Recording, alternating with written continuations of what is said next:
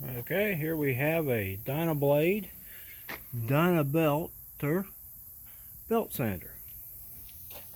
So look at the model number 11477. Looks to be in really good condition.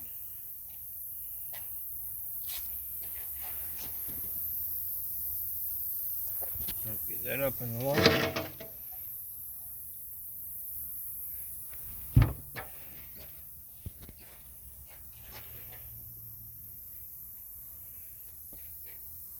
Got a swivel on it here.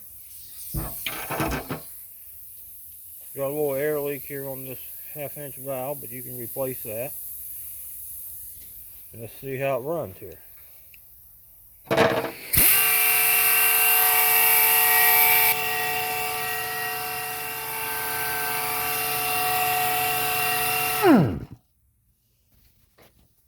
Works great.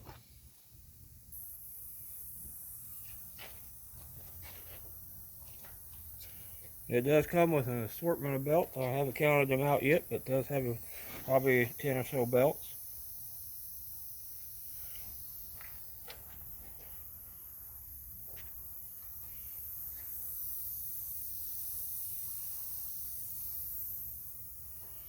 And that's pretty much it. If you got any questions, let me know.